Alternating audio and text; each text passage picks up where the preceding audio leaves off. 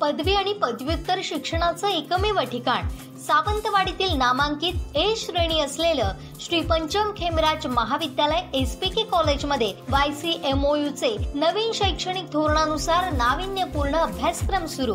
MA Marathi, MA in public administration, इतर उपलब्ध अभ्यासक्रम BA, BCom, MCom, रोजगाराभिमुख 1 वर्षाचे डिप्लोमा कोर्सही उपलब्ध।